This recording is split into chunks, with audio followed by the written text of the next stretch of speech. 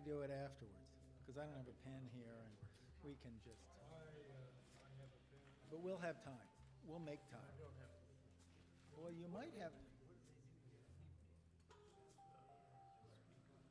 don't have any idea, but I wish you'd told me earlier. No, not now. Not now. Gosh, you should have called me earlier. Send me an email. You live here, right near the Washington Monument here? No, this is outside. Oh, okay. So you drove down here for this? Yeah. You should have told me. Gosh, I would have gone to dinner with you. Well, you should have asked. So you live up in Charlottesville. Well, tell them I should be coming. Gosh, I haven't heard, but you'd think with my next book they'd have me again for the Virginia. I've been up there before with a couple books. Okay. Go ahead, Bob. We'll talk afterwards.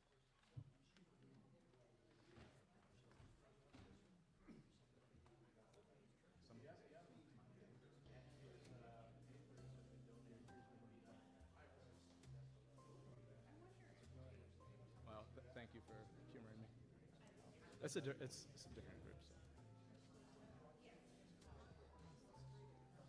So. Yeah, sure. Good afternoon. Can everybody hear me? Sounds nice and loud.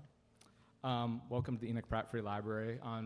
Again, it always seems to be a beautiful Saturday whenever we have Mencken Day, as we celebrate our annual tradition honoring the career, memory, and bequest of Henry Louis Mencken on the Saturday closest to his birthday. Closest to his 145th birthday, I think. You can check me on that. If you don't know me, my name is Evan Dennis. I manage the Special Collections Department here at Enoch Pratt, where I take great pride in being the steward of the library's most unique and rare collections and primary sources which most notably consist of the Mencken collection that was left to us. I also coordinate with Daryl Hart to arrange this special day. So where's Daryl? So thank you, Daryl, for being a good community partner. If you haven't had the chance yet today, there's a pop-up exhibit in the Special Collections Reading Room curated by Natalie DeMuro, our archivist. It's going to be there until 4 o'clock, so after the talk, please go down and check that out. We're going to be taking 15 minutes of Q&A at the end, so you can either line up at the microphone there, or we'll be coming around with some handheld microphones. But now on to business. I'm very happy to introduce this year's speaker, Pulitzer Prize winning historian, best-selling author, and distinguished scholar, Dr. Edward J. Larson. Dr. Larson earned a Ph.D. in the history of science from the University of Wisconsin-Madison and a law degree from Harvard. A native of Ohio, he began his career practicing law in Seattle and serving as a counsel for the U.S. House of Representatives before moving into academia, where he chaired the history department at the University of Georgia, go Dogs, and has taught Yale Law School, Stanford Law School, the University of Melbourne, Leiden University, and beyond. He currently holds the Hugh and Hazel Darling Chair in Law and serves as the University Professor of History at Pepperdine University. He's co-authored or authored 16 books and more than 100 articles. His work span the topics from revolutionary America to Antarctic expedition, and it's often grounded in the history of science. His Pulitzer Prize winning Summer of the Gods, The Scopes Trial, and America's continuing debate over science and religion remains a landmark study, and we'll talk about that a little bit today. While his later titles, including The Return of George Washington and An Empire of Ice, have reached audiences worldwide. His most recent book, American Inheritance, was published in 2023, and his forthcoming book, Declaring Independence, Why 1776 Matters, is due out in November, so please keep your eyes peeled for that as well. A gifted lecturer who's spoken on all 7 continents in a single year, Dr. Larson has addressed audiences at more than 80 American universities, held fellowships from the Fulbright Program, the Rockefeller Foundation, and the Library for the Study of George Washington. He's frequently interviewed by media, from NPR to BBC to even the Mencken Society today. So he continues to illuminate history for scholars and the public alike. If you could please give me a warm round of applause welcoming Ed Larson.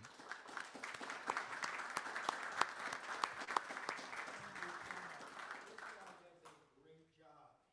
He really does. Here and back before at the Maryland Resources. And Daryl, thank you for all you're doing to try to keep the memory of H.L. Mencken alive from Hillsdale and Massachusetts and elsewhere. I thank you for coming out on this lovely day in Baltimore.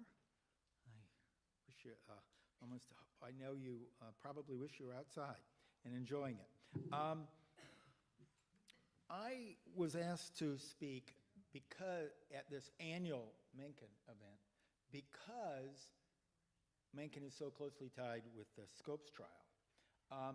Indeed, while I could use this as my opening headline, Dateline Dayton, 1925, with Scopes and Mencken studying Scopes, I could just as easily use this one from Inherit the Wind with the Mencken character and the Scopes character, because more than anything, as we'll see by the time we're done, Mencken influenced the interpretation, understanding the Scopes trial, probably as much through his influences on Inherit the Wind as his Dateline articles out of Dayton. So let's begin. 100 years ago, the Scopes trial happened, and 100 years ago is a long time in politics, less so in science and even less so in religion. 2025 marks 100 years since the best-known intersection of these forces in American culture, the so-called Tennessee monkey trial. In the summer of 1925, after civic leaders indicted John Scopes for teaching human evolution in the town's high school, Dayton, Tennessee became the setting for, well, as the Inherit the Wind version put it, the most dramatic battle of the century. I think it's referring to the 20th century. It certainly became the center for one of the most contentious courtroom dramas in American history. Indeed, the event became a flashpoint in our history that continues to inspire, unsettle, and provoke. Now, seen narrowly, Tennessee versus Scopes was a small-town criminal prosecution brought under a new state statute, making it a misdemeanor for any public school teacher, and I'm quoting the entire statute. It's not a big, beautiful bill. It's a very short bill. Quote, to teach any theory that denies the story of divine creation of man as taught in the Bible, and to teach instead that man is descended from a lower order of animals. That's it. Read broadly, it represented a clash of worldviews pitting legendary populist orator William Jennings Bryan and an array of Protestant fundamentalists against renowned secularist attorney Clarence Darrow and an honor roll of science educators in a timeless battle over science, religion, and their place in American society, with Darrow's friend and Bryan's nemesis, H.L. Mencken, reporting on the event in real time. Thanks in large part to Mencken's commentary, it became a story of religion versus science, rural versus urban, and populist theocracy versus free thought.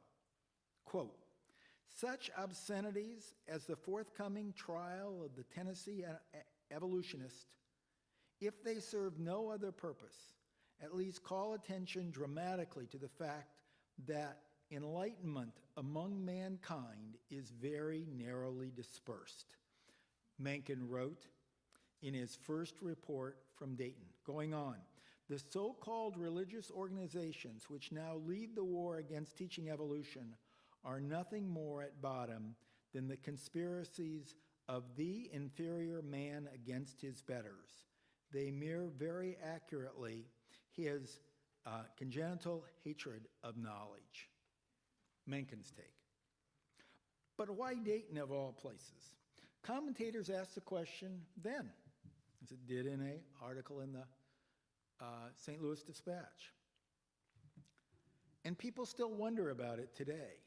Responding to the invitation of the ACLU, which opposed the statute on free speech, not religious freedom grounds, Town leaders in Dayton chose to test that law in court by arranging a friendly indictment of a local high school teacher named John Scopes. And by the time the trial was taking place, they were so proud of what they'd done that Robinson's drugstore put a banner outside saying where it all began, so you could come and drink sodas at the place it began. Mencken, Robinson was the chair of the local school board. As Mencken wrote when he got there, the town boomers leaped to the assault as one man. And here are those town boomers in Robinson's drugstore reenacting that event for the press. This was not taken when they first gathered to conspire, but when they reenacted it for the press during the trial. You can see Scopes in the middle, of Robinson's over on closest to me in this particular picture. Well, as Mencken had said, the town boomers leaped to the assault as one man. Here is an unexampled, almost a miraculous chance to put Dayton upon the front pages, to make it talked about, to put it on the map. It is believed that settlers will be attracted to the town as some sort of refuge from the atheisms of the great urban Sodoms and Gomorrah. I assumed he included Baltimore in that group. But will the Mencken goes on, but will the refugees bring any money with them? Will they buy lots and build houses? On these points, I regret to report optimism has to call on theology to aid it. Prayer can accomplish a lot. It can cure diabetes, find lost pocketbooks, and restrain husbands from beating their wives. But is prayer made more effective by giving a circus first? Coming to this thought, Dayton begins to sweat. Well, actually, the story did not really begin in Dayton, despite these press images. And Mencken knew this as well as anyone. Or even with John Scopes defying the public will by teaching evolution, he probably never taught the subject. Scopes was not his school's biology teacher. He was the football coach. That teacher, the biology teacher, may have covered the subject. It was in the assigned textbooks, but we simply don't know. For all intents and purposes, the story began 4 years earlier when Brian, a self-proclaimed Christian fundamentalist, launched what he called his, quote, crusade against evolution that sought to ban teaching about human evolution in public schools. A charismatic fixture in American politics for nearly 3 decades, and hailed as the peerless leader by his followers, Brian had burst on the national stage in 1896 when he won the nomination for president of both the Democratic Party and the Populist People's Party by offering the cure-all remedy of bimetallism for an ongoing economic recession. After narrowly losing that election, aside from a brief stint as Secretary of State in the Wilson administration, he became a public speaker, giving hundreds of paid lectures annually as he peddled a shifting array of populist prescriptions for whatever then ailed America or Americans. Anti-evolutionism represented his final nostrum for the nation's woes, and it chiefly appealed to evangelical Protestants. Brian regularly raised it in addresses during the early 1920s, including one in Nashville on January 24, 1925, leading directly to the introduction and passage of the Tennessee statute that spawned the Scopes trial. The old boy grows more and more pathetic, Mencken wrote of Brian as he appeared on the stage in Dayton, and here is a picture of him in the courtroom. Going on with what Mencken wrote about Brian, he has aged greatly during the past few years and begins to look elderly and enfeebled. All that remains of his fire is now his black eyes. They glitter like dark gems, and in their glitter there is an immense and yet futile hatred. What was behind this consuming hatred? Mencken later asked about Bryan. I came to the conclusion that what really moved him was a lust for revenge. The men of the cities had destroyed him and made a mock of him. Now we would lead the yokels against him. The hatred in the old man's burning eyes was not for the enemies of God, it was for the enemies of Bryan. Now, historians have described populism as a movement offering simple solutions for real or perceived political, social, or economic problems. Perhaps America's greatest populist, Bryan began in the 1890s by offering state railroad rate regulation as a cure for the crisis in Midwestern farm prices that got him elected to Congress, and then, leading to his nomination for president, bimetallism. That's the coinage of silver at 16-to-1 ratio with gold to increase the money supply, as a panacea for the Panic of 1893, the most serious economic recession in American history before the 1930s. He rode bimetallism to his first nomination for president in 1896. "You shall not crucify mankind on a cross of gold," Bryan implored cheering delegates at the Democratic National Convention. This phrasing played on his appeal to evangelical Christians. In the early 1920s, out of office and relying on public speaking and associated book sales as his main source of income, Bryan had ratcheted up his populist attacks on Darwinism and science, which had long served as but a bit player in his public addresses. A gifted orator, Bryan had already run through not just bimetallism, as this cartoon shows, with bimetallism as the first torch of the torchbearer, but also direct election for senators, federal income tax, child labor, prohibition, treaties to outlaw war, women's suffrage, and Jim Crow laws as his cure-all solutions for social problems. Beginning in 1921, Bryan turned against the teaching of evolution in schools as his principal populist prescription for taming the Roaring Twenties. Since leaving public office in 1915, Bryan had traveled the country delivering up to 200 paid lectures a year from a few scripted stump speeches that he published for sale at his rallies. We know what he said because he published those words. In a series of post-World War I addresses beginning with "Back to God" and "In His Image," and rising through the Bible and its enemies and the menace of Darwinism, Bryan increasingly placed the blame for various social ills from war and labor unrest to secularism and communism on the teaching of the theory, or he would say guess, of evolution. Darwinism is the basis of the gigantic class struggle that is now shaking society throughout the world, Bryan declared in 1921, not long after the Bolshevik Revolution. Why? He explains why. Why? Because the brute doctrine of the survival of the fittest is driving men into a life and death struggle from which sympathy and the spirit of brotherhood are eliminating. It is transforming the industrial world into a slaughterhouse. Bryan added in 1923, "I venture to assert that the unproven hypothesis of evolution is the root cause of nearly all the dissension in the churches. Its teaching in public schools led impressionable students away from faith," he stressed.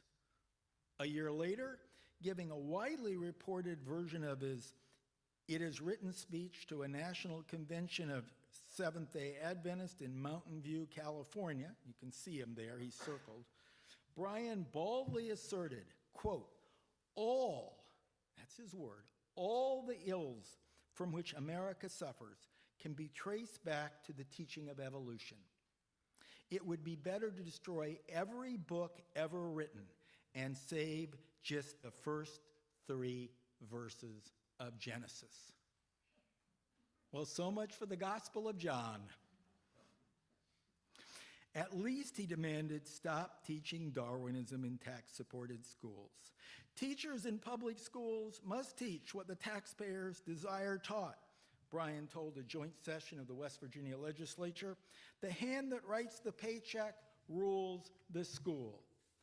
This became Bryan's panacea, repeated in auditoriums, arenas, churches, and state houses across the land in the spring of 1925.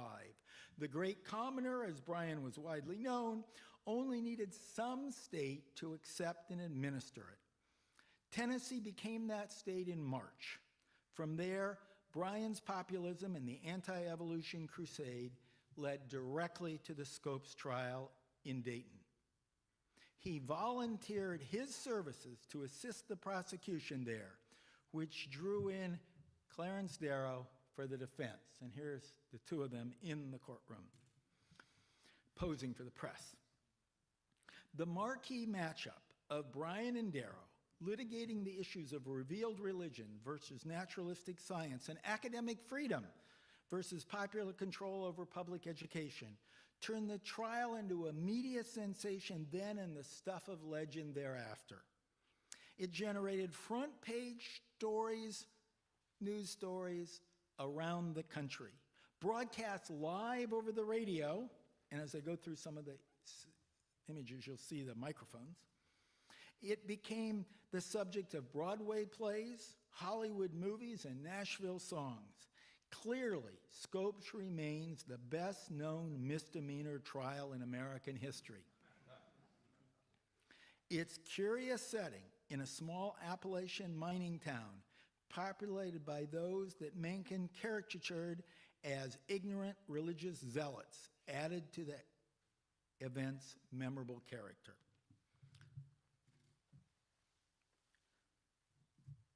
Bryan wrote from Dayton about the great commoner and his local followers. Bryan understands these peasants and they understand him. The fellow is full of such bitter, implacable hatreds that they radiate from him like heat from a stove. He hates the learning he cannot grasp. He hates those who sneer at him, and the yokels hate with him. Some of them almost as bitterly as he does. They are willing and eager to follow him. If the state is to be saved at all, it must be saved by the courts. For one, I have little hope of relief from that direction despite Darrow's eloquence. Constitutions in America no longer mean what they say. Two things ought to be understood clearly by heathen Northerners who follow the great cause of the state of Tennessee versus the infidel Scopes, Mencken added in his July 16 column. One is the old mountebank Bryan is no longer thought of as a mere politician or job seeker in these godly regions, but as sort of a fundamentalist pope. The other is that the fundamentalist mind, running in a single rut for 50 years, is now quite unable to comprehend dissent from its basic superstitions. But let no one laughing at him underestimate the magic that lies in his frayed but still eloquent voice. And there, Bryan is in the courtroom. You can see the microphones. Bryan went on to warn about Bryan. Mencken went on to warn about Bryan. He can shake and inflame these poor ignoramuses as no other man among us can shake and inflame them. And he is desperately eager to order the charge. In Tennessee, he is drilling his army. The big battles, he believes, will be fought elsewhere. Now, after days of setbacks for the defense, occasioned by Bryan's grandstanding, unable prosecutors' tactics, and a hometown judge, shown here with Bryan, who refused to question the anti-evolution statute's constitutionality or to admit defense testimony seeking to show that Darwinism did not necessarily deny the story of divine creation. For evolution and secularists, then and thereafter, the trial's highlight came on its next to the last day, when the defense called Bryan to the stand, ostensibly as an expert witness on the law's purpose, but actually as a means to grill him on the Bible as a source for science education. And here's a picture of the scene. Darrow questioning Brian on the stand. As you can see, it was conducted outside, so the thousands of people who were in attendance could watch. It was a show trial from start to finish.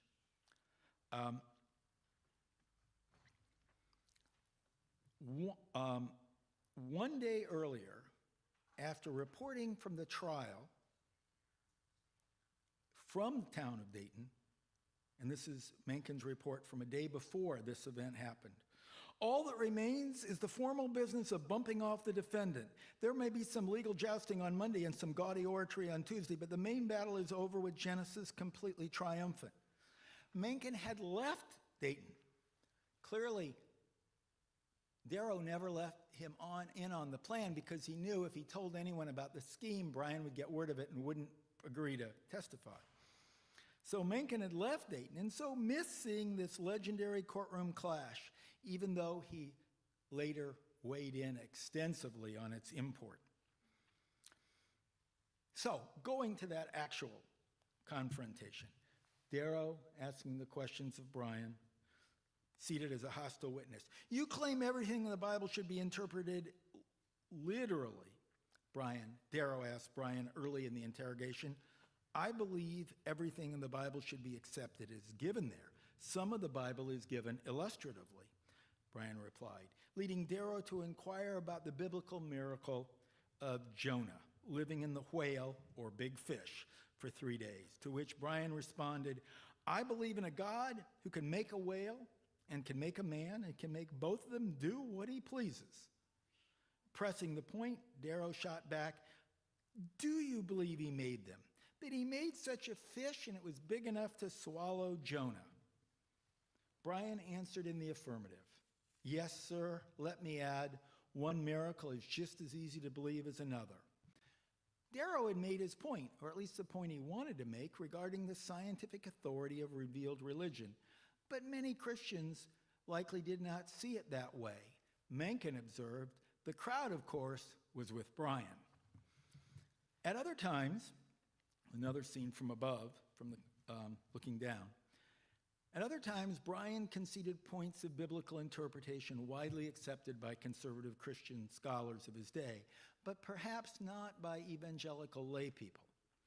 For example, when asked by Darrow if the Genesis days of creation necessarily mean 24-hour days, Brian answered, I do not think it necessarily does. Not satisfied, Darrow demanded, do you think it does, or do you think it does not? After Brian again equivocated, I know a great many think so, Darrow asked again, what do you think? Forced into a corner, Brian testified truthfully.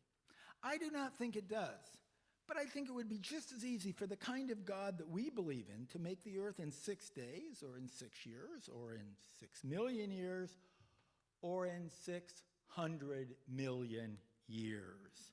I don't think it is important whether we believe one or the other. Well, if Brian could interpret Scripture to accommodate scientific evidence for an old earth, the defense crowed, why shouldn't scientists and science teachers be able to do so for human evolution? Score 2 for Darrow. Darrow never directly inquired about the theory of evolution, however. Darrow knew that given the opportunity, Brian would respond with talking points about the adverse religious and social implications of Darwinian thinking. Tell students that they descended from lower animals, he would say. Why? And they'll act like monkeys. That was one of his favorite lines. A survival of fittest mentality leads to war, he would likely add. As Darrow pushed his various lines of questioning, Brian, showed here on the stand, increasingly conceded that he just did not know the answers. He had no idea what would happen to the earth if it stopped for Jonah to lengthen the day, or about the antiquity of human civilization. Did you ever discover where Cain got his wife? Darrow asked at one point, referring to one of Adam and Eve's 2 children, both male. No, sir, I leave the agnostics to hunt for her, Brian defiantly replied. The crowd warmly cheered Brian, Darrow received little applause. "The only purpose Mr. Darrow has is to slur the Bible, but I will answer his questions," Bryan exclaimed 2 hours into the ordeal. "I object to your statement," Darrow shouted back, both men now standing. "I'm examining your fool ideas that no intelligent Christian on earth believes." The judge had heard enough. He abruptly adjourned court for the day. He later struck Bryan's testimony from the court record. At the time, many commentators sympathized with Bryan and chastised Darrow for ambushing Bryan, but not Mencken. In order to expose the gross ignorance and superstition of the real prosecutor, Bryan, Mencken wrote in defense of Darrow, he had to lure the old impostor upon the stand. Well, despite any moral victory secured by Darrow's humiliating interrogation of Bryan, Mencken recognized the ultimate outcome. Darrow had lost this case, he wrote. He had lost it before he came to Dayton. But it seems to me that he has nevertheless performed a great public service by fighting to the finish in a perfectly serious way. Let no one mistake it for comedy, farcical though it be in all of its details. It serves notice on the country that Neanderthal man is organizing in these forlorn backwaters of the land. Mencken, with this, had foresight. With Scopes convicted and the anti-evolution law upheld, and this is Scopes being sentenced, formal and informal state and local restrictions against evolutionary instruction multiplied nationally. The fundamentalists everywhere, beginning with Bryan, claimed they'd won because they had won. They had convicted Scopes and upheld the law. Commercial publishers all but deleted Darwinism from high school biology textbooks for 3 decades, until the post-Sputnik Cold War concerns about the quality of American science education led to an infusion of federal funds for new science textbooks during the late 1950s. By then, the synthesis of Darwinian selectionism with modern genetics had established evolution as the core concept in biology and in these new textbooks. It was only then, that the 1955 Broadway play and 1960 Hollywood movie Inherit the Wind crystallized the modern Scopes story. And among the various posters for that movie, I like this one because it puts H.L. Mencken right at the top with the hat talking to the monkey. And Bryan and Darrow are down lower and Scopes are down lower. So I like this one. This is the one I think you should use here at the Pratt Library, given your history. In the movie version, town officials led by a fanatical but entirely fictional local minister arrest Scopes in his classroom for teaching his students about human evolution. Limited to a few sets, the play starts with a jailed Scopes explaining to his girlfriend, "You know why I did it? I had a book in my hand, 100 Civic Biology. I opened it and read my sophomore class, chapter 17, Darrow's Origin of the Species. According to the script, for doing his job, Scopes is, quote, threatened with fine and imprisonment." In Inherit the Wind, Mencken, famously played by Gene Kelly in the movie, and less famously by Tony Randall on Broadway, in Dayton, Mencken in Dayton to cover the trial for the Baltimore Herald, then arranges for Darrow, played by Spencer Tracy in the movie, to defend Scopes. And here the two are together in the fanciful Hillsborough, which stands in for Dayton. This was far from historically accurate. But then much of Inherit the Wind deviates sharply from the actual events to convey its particular message. Written during the McCarthy era of anti-communist repression, the play repurposes the Scopes trial as a means to champion tolerance, with H.L. Mencken, under the pseudonym E.K. Hornbeck, given a co-starring role along with the characters standing in for Bryan and Darrow. And we saw in the regular trial, he certainly didn't have a co-starring role, but here you can see his co-starring role in the movie. He is at the defense table with Scopes and Darrow and Mencken. That's the defense group. The press doesn't sit on the defense table in real life. But giving him a co-starring role on an equal billing with Brian and Darrow is fitting because Inherit the Wind owes much to Mencken's reports from Dayton and adopts his gloss on the final scene with Darrow, of which Mencken had observed on the time. When he, and this I'm quoting Mencken here, when he confronted Brian at the last, the whole combat came to its climax. On the one side was bigotry, ignorance, hatred, and superstition. Every sort of blackness that the human mind is capable of. On the other side was sense. People should admire, if for nothing else, Mencken's writing style. Big, long sentence with all these terms. Then when he wants to make his point, it's Hemingway himself. On the other was sense. Boom. Good writing. As Inherit the Wind reconstructed this storied encounter, under withering questioning by Darrow, and here's the scene in the courtroom, Brian assails evolution solely on narrow biblical grounds and denounces all science, not just Darwinism, as godless. Rather than acknowledge the old age interpretation of the Genesis account, as he did at the actual trial, Brian in Inherit the Wind maintains on alleged biblical authority that God created the universe in 6 24-hour days beginning, and I'm quoting from the script here, on the 23rd of October in the year 1404 BC at the "us" in the script, at 9 a.m. exclamation point.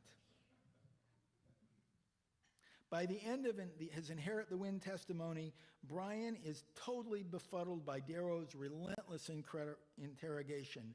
"Mother," he pleads to his wife in the courtroom, "they're laughing at me, mother." At the real trial, Darrow's people were not laughing at him. They were seething at Darrow. Here was a cartoon from the next day in a Tennessee newspaper.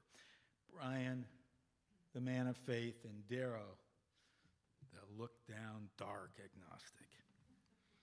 At the end of Inherit the Wind, in contrast to this image, everyone in the courtroom ignores Brian when he attempts, after the trial formally adjourned, to deliver a courtroom rant against Darwinism, precipitating his fatal collapse.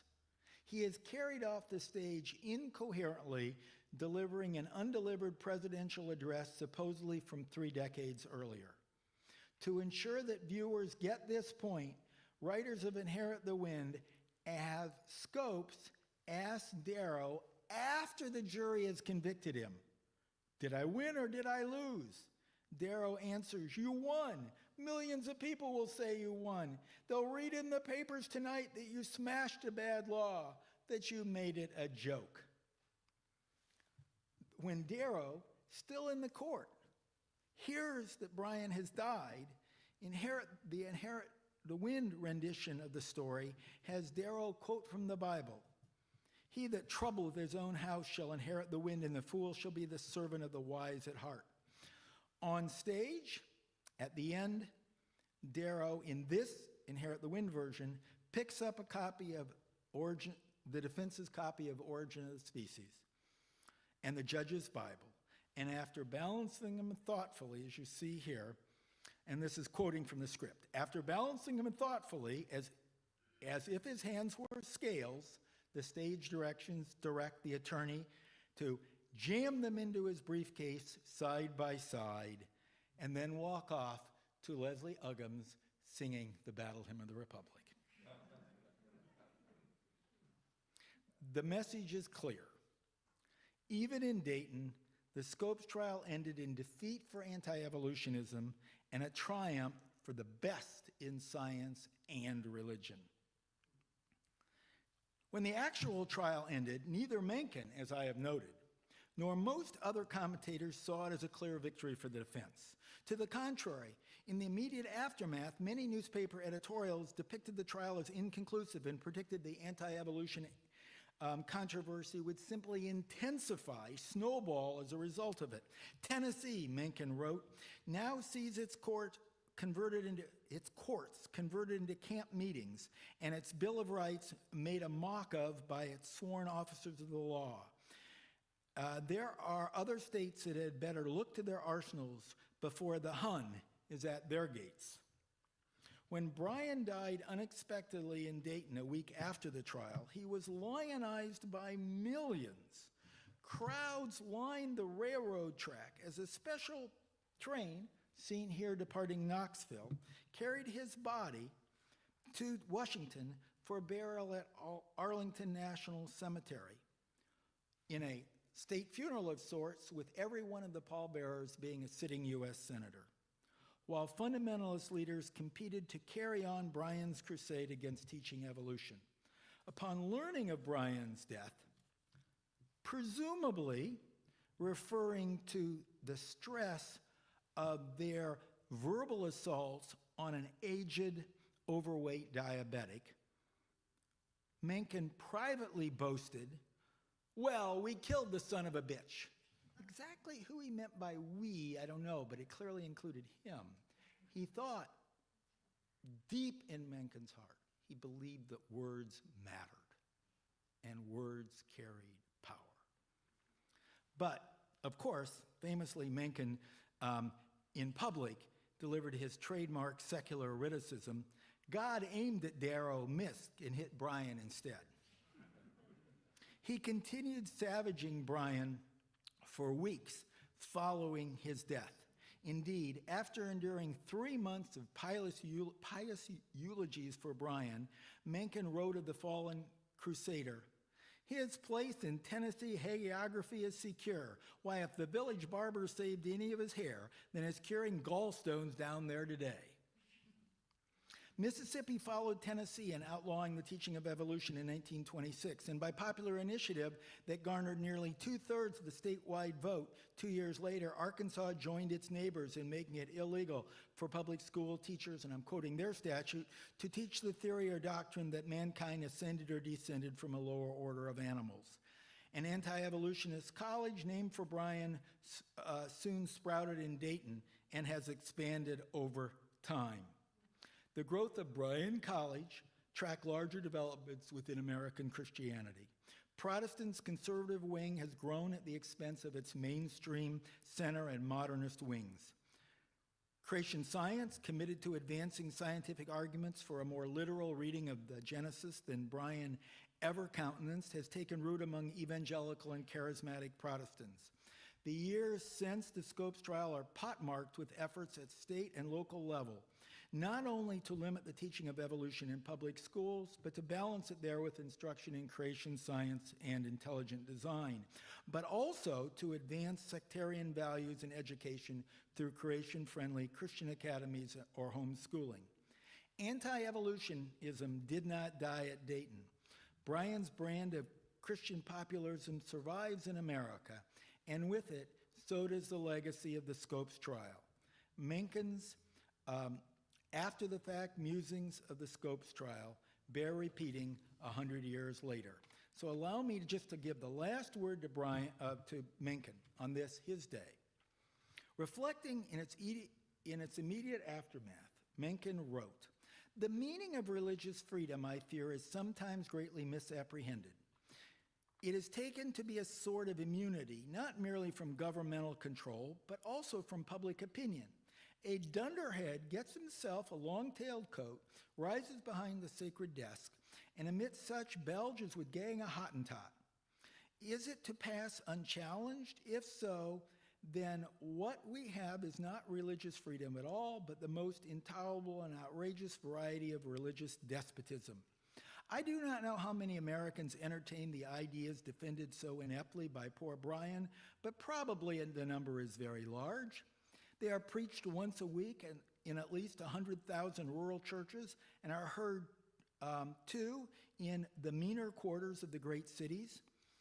Nevertheless, Though they are held to be sound by millions, their ideas remain mere rubbish. What should be a civilized man's attitude towards such superstitions? It seems to me that the only attitude possible to him is one of contempt.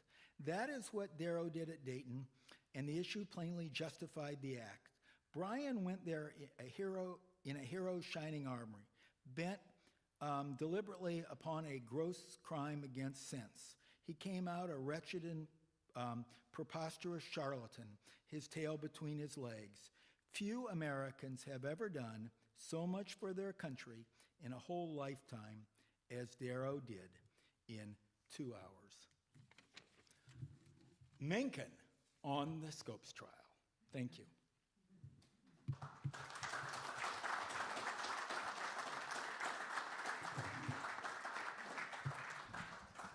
Ed, thank you very much. If you want questions, if you want to line up here, you can either use this microphone or my colleague Natalie has a wireless microphone back there.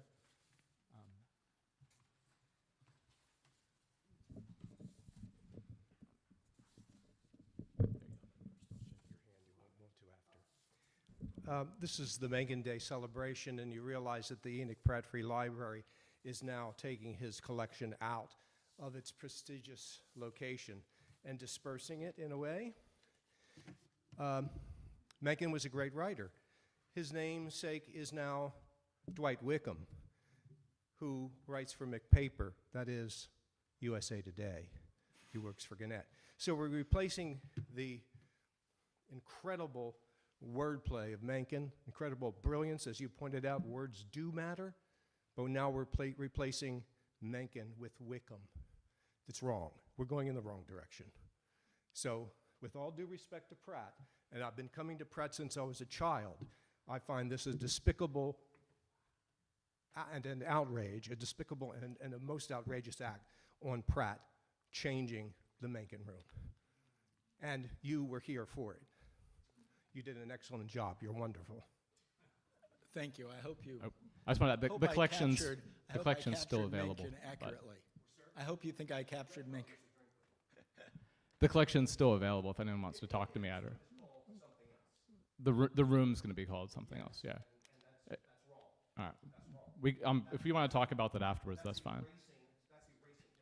Do we have any other questions?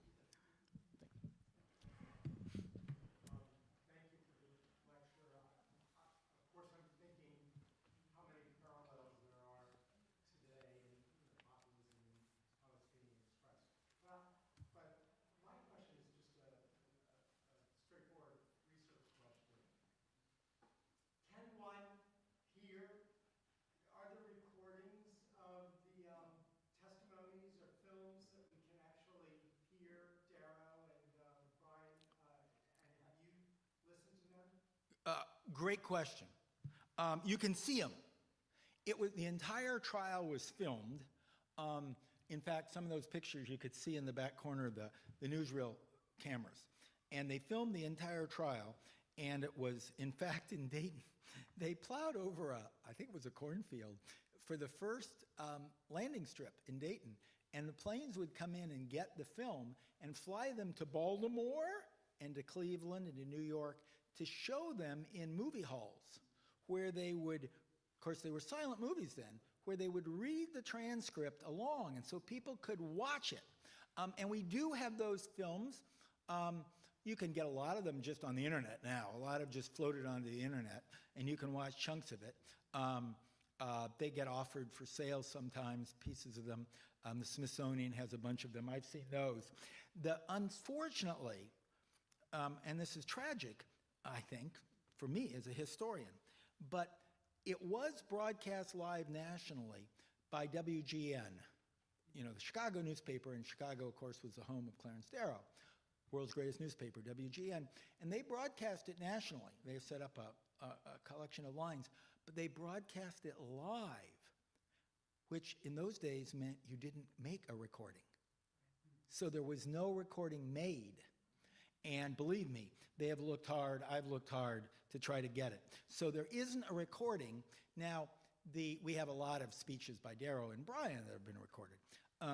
But no, we don't have a recording of the events in the courtroom. We can watch it. Now, there were in the courtroom, if I went back to a picture, you could see it. They had a block of telegraph machines in the courtroom where, just like baseball games back then were telegraphed out, and then there would be an announcer, like Ronald Reagan for the Cubs, then reenacting it and that's what they did. And so it was telegraphed out to many newspapers. And so there are about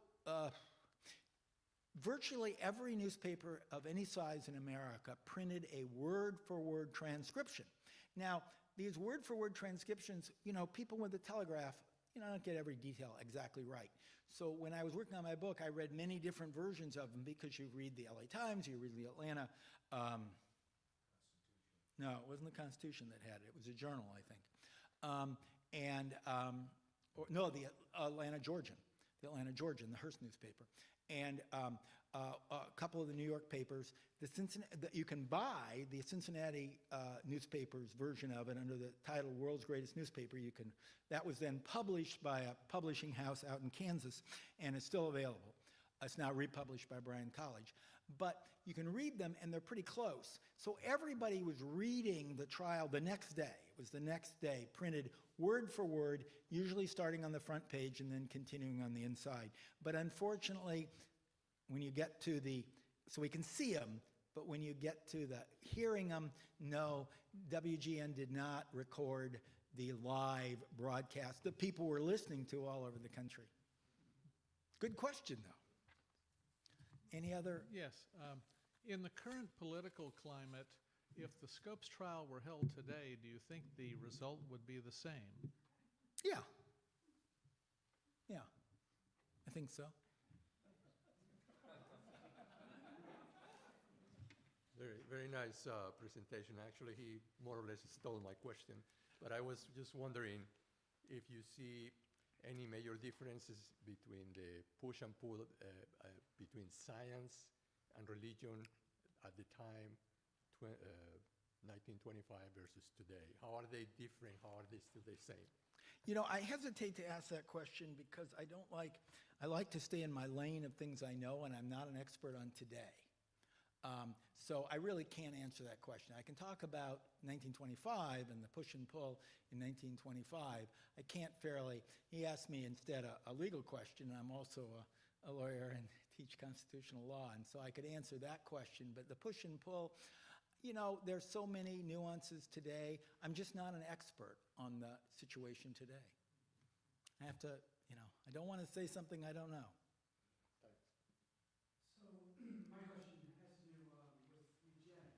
Yeah. Which is a really difficult aspect of biological science because now people recognize much more clearly the dangers of that. And Brian was very much a proponent, a big proponent. His wife was on the National Committee, Women's Committee for Eugenics. He spoke regularly in favor of eugenics. Yes, he was a big supporter of eugenics. Brian was, of course. Then you're wrong. Later in his career that he was opposed. No, he was very much supportive, right up to throughout his whole life. And his wife was on the National Eugenics Committee. The reason why is you can capture it in the book. And it's never mentioned, eugenics is never mentioned at the trial. And the reason it isn't is because it was such a complicated issue for them. But back then, eugenics was not connected all to Darwinism. It was connected to genetics. Genetics was viewed by Brian as a proven science. That is, Mendelian genetics. And the rise of eugenics is entirely tied to the rise of Mendelian genetics. That's what gave it its authority. And that was proven science, whereas Darwinism was a guess. But so if you look at the book Hunter's Civic Biology, which was the book at issue, the book used in Dayton, and the most popular textbook in the country, the required textbook under Tennessee state law, Tennessee had adopted it as the prescribed book for all Tennessee high schools. It is very pro-eugenics, but the eugenics is entirely Hunter civic biology it describes itself as a practical biology in problems. And so it doesn't sort of, what it does is it has these units that people can use. This is why it was popular, that are practical. So you get a unit on cleaning sewers and the connection to cholera, or you get a chapter on crops, or you get a chapter on this or that you can use in different way. And there is one chapter on genetics, and that chapter on eugenics includes the segment on eugenics, which is purely eugenical, and it is classic of that period. As Woodrow Wilson thought and Calvin Coolidge, both of them were big eugenicists as governors, both Calvin Coolidge in Massachusetts and Woodrow Wilson in New Jersey. It was beyond, and Teddy Roosevelt and Margaret Sanger and conservative liberal, most of the fundamentalist leaders were eugenicists.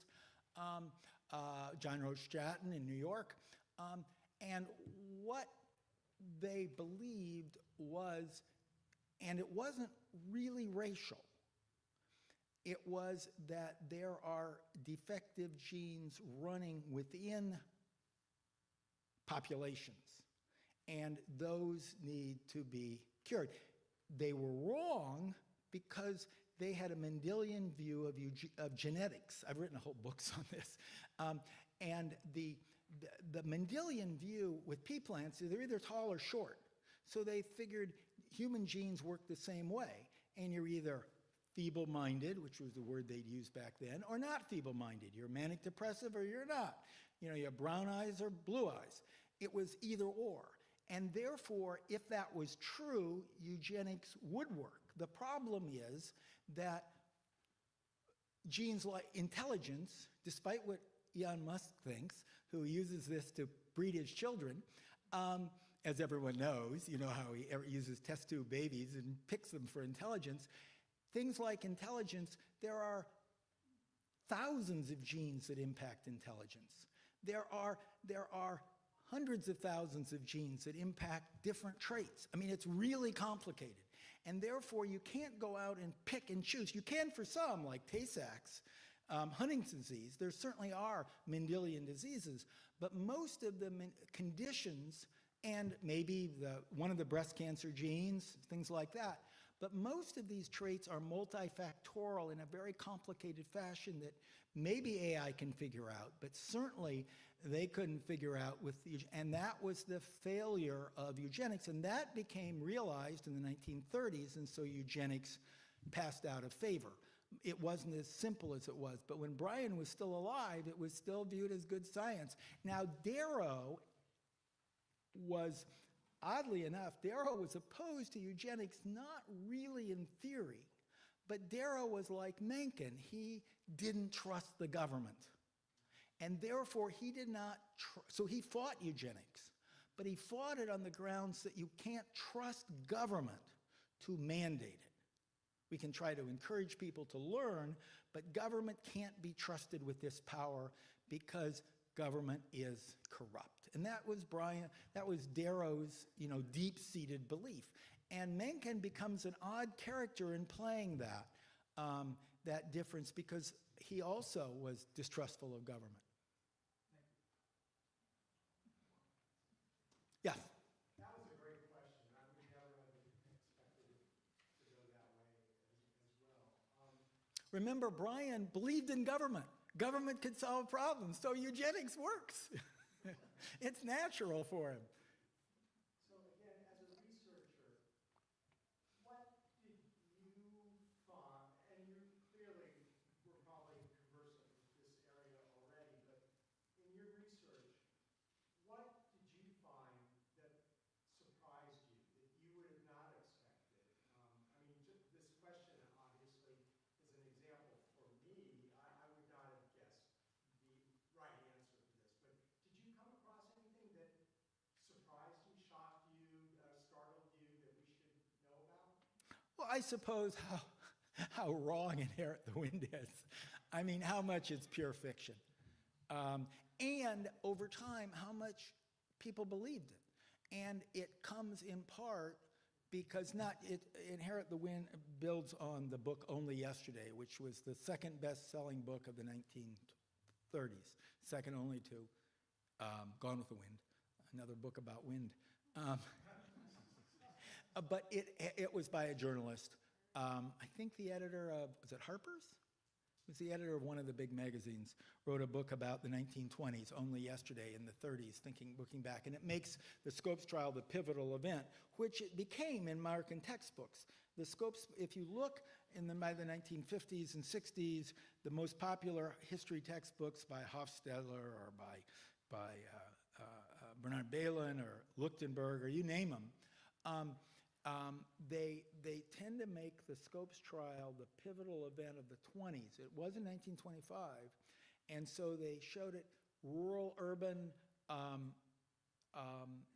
prohibition. The Klan can come into that. The reaction, that it becomes a pivotal. It's posited as a pivotal event, and it gets big play in those books, which follows Only Yesterday, and then gets picked up and then re-echoed with Inherit the Wind. Well, Are we out of time? I'd love to ask more questions, but we want to be respectful of Dr. Larson's time.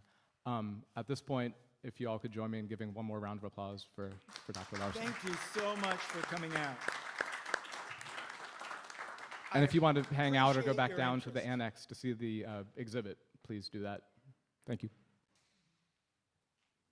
Again, I deeply appreciate your interest.